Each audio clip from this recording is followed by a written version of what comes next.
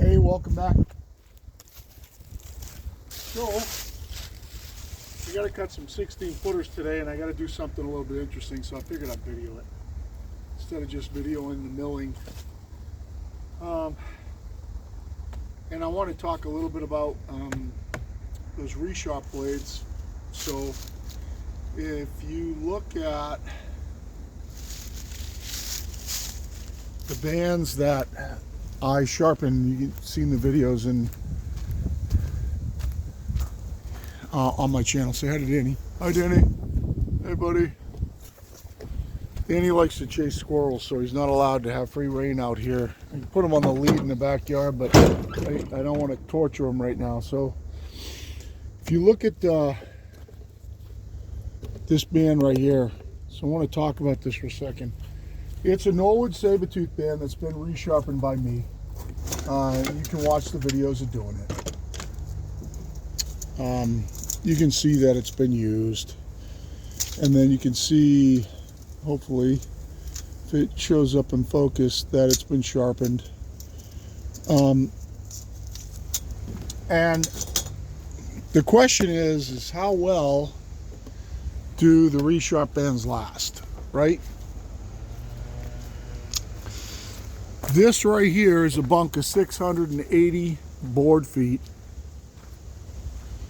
of 12-foot 2x8s. 680 board feet. The band that's on the mill cut this whole bunk. It is starting to get dull. It was starting to get dull a little while ago, but I mean, it's still, I did a bunch of cutting this morning. I cut out the rest of that cant that was on there. I found that there was a discrepancy on one of my cants that made it a little bit wonky, like 8 1/4 thick, and rather than just chance it, I resawed those all down to 8 inches. And the cant that was on the mill was exactly 8 inches wide, so I cut that one out to give him his 40 here. So it's 40, 2x8 by 12s here. So you can do the math on the 680 board feet. But not only 680 board feet. Everything that's sitting here too. So it blew the log into a cant. Now there's a couple of pieces here from the previous log in the previous band, right? But that band that's on that mill right now blew this log into a cant, milled the entire log. I have all these slabs here at 2 inches thick, plus the one over there that's like 3 inches, a little over 3 inches thick by 12 feet long. And it leads me to another discussion. And we'll get to the fun stuff in a second, but it leads me to another discussion. And that is about, I think the board feet is a bad way to measure band life. And the reason that I say that is, if I had trimmed that log and just slabbed it, I'd have the same amount of board feet on 6, 7, 8 cuts. 9, actually, these were, so let's say it was this wide, so there's 9 cuts here, plus, so let's say 18 cuts. You'd have the same amount of board feet on 18 cuts. To make this board, now we end up with the same amount of board feet here, but make a whole shitload more cuts. So this 680 board feet, if you can imagine, if you just slabbed it, it's 9 cuts. It's 10 thick. But then you cut it this way, and you have more cuts, same board feet. Take it a step further. If you did these in a 1-inch board, you'd have a shit pile more cuts, same amount of board feet. So board feet, I think, is a shitty way to measure band life. I think maybe hours is better cutting. So I know I cut 2 hours the first day, but not all on that band, because I whacked the first log into a can on the previous band. And then yesterday, I think I shot two 2.5 hours of video, but not all cutting. So let's just say maximum 2 hours of cutting. So that band right now has approximately 4 hours of cutting on it, right? Approximately. And I think that's about right. So regardless of how many cuts you make, I think it ends up being hours. Now, it also depends on how hard you go at it too, because if you're really going at it hard, now obviously those were big, huge logs, and the cuts are coming few and far between because you're turning it with the machine and everything else. But, you know, there's a lot of dead time in those videos too. So out of the 2 hours of videos, you know, you probably only have 15 minutes of cut, 20 minutes of cut in total. So, you know, I think that board feet's a lousy way to measure band length. All I do know is that band has held up pretty well. I ripped these down and recut these this morning to width on a few of them, not all of them. Some of them were fine. But I cut that one cant. There were 5 pieces on it, so it was 4 cuts, 8 inches wide. And then I took 5 boards, put them back on, sawed them to 8 inches thick. And another 4 boards I did the same thing. So one whole cant of 9 boards I resawed to 8 inches thick.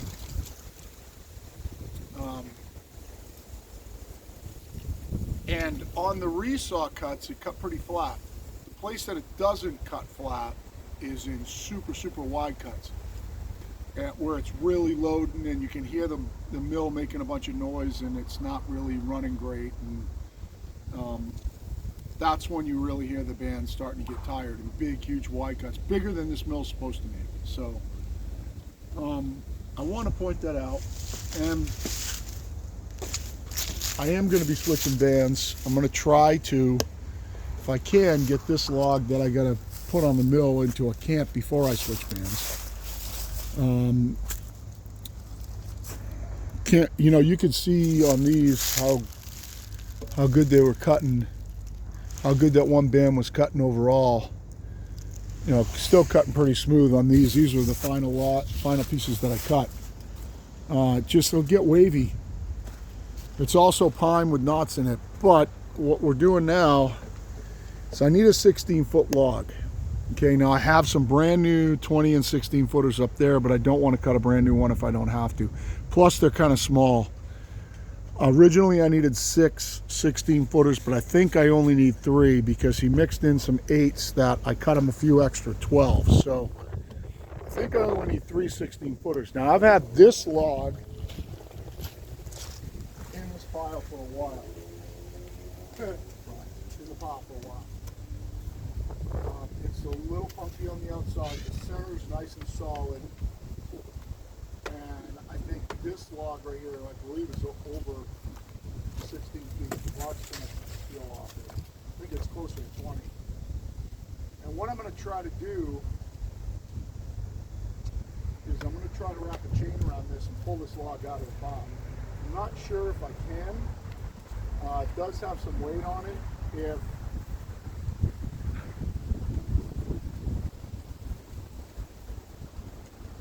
no easy way about it, so the weight's kind of squishing in on it like this. I think what I'll do is I'll come in from the side.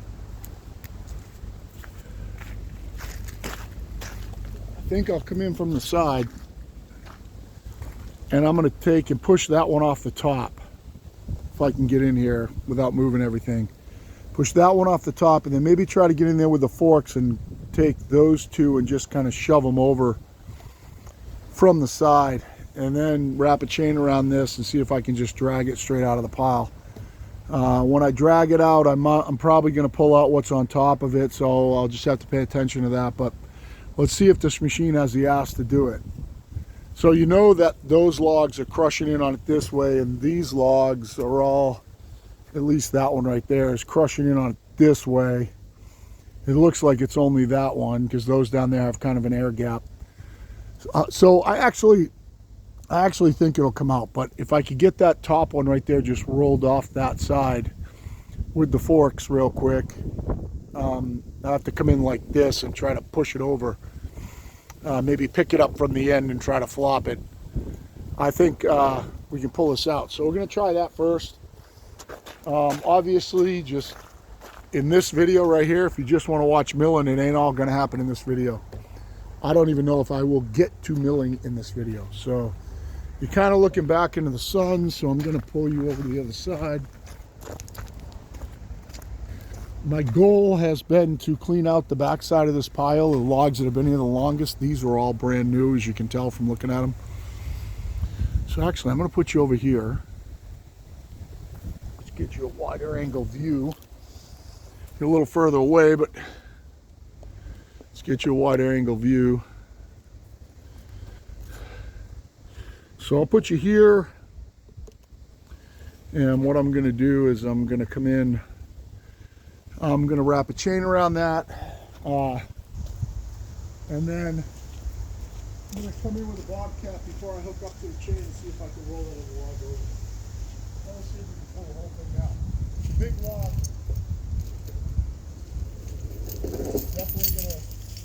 Definitely gonna take a lot of ass to pull this log. It's got a bunch of rocks and stuff in it, which is gonna make it really critical to peel this log.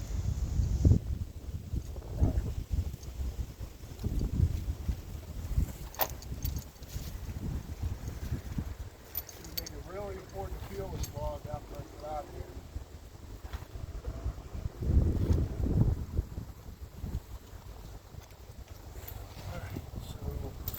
Ourselves a lead there, so I'll fire up the bobcat and see if I can peel this log off the top to help from the weight pushing down like that, and then we'll see if we can pull this out.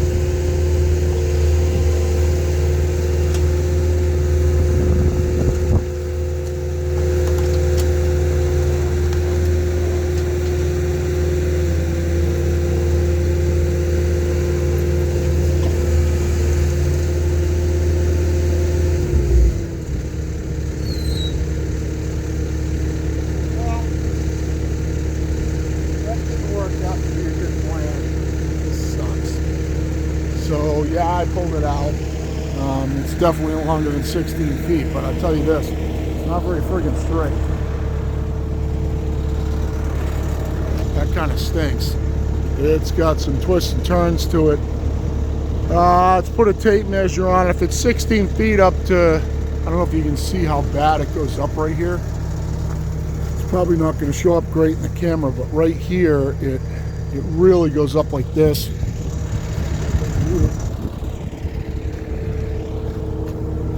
Let me take you out of the holder for a sec.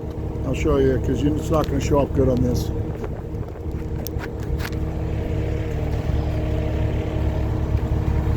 So, you know, it's pretty straight most of the way, and then right at the pile, it goes way up in the air. Right here. This area right here, these twists up really bad. So let's measure it and see what it is from there to the twist. See if it's even possible to do this. How the hell did I do that?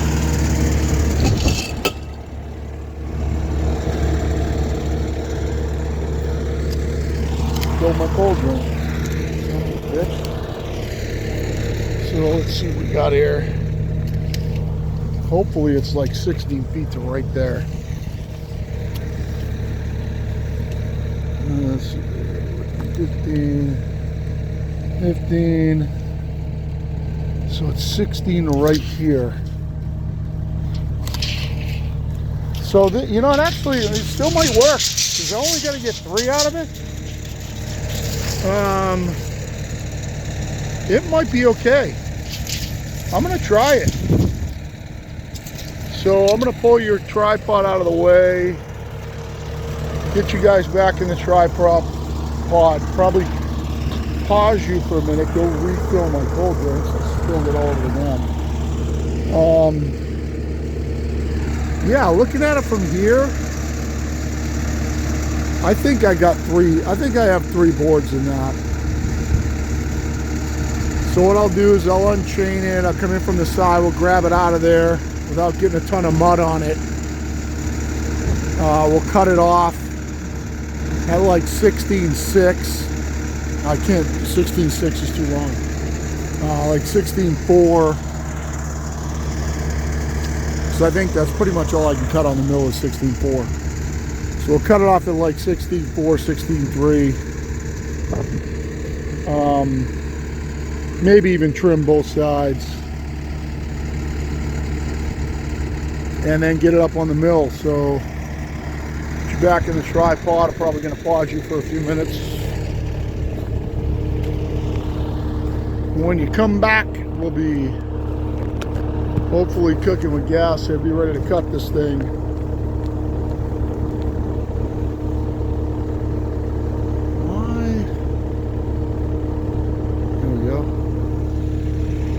So I'll get you over here. Where am I going to come in? I got to come from that side. Let's leave you over here for now. I have to come in and grab it from here. I'm going to put you on pause, and then we'll be back in a few.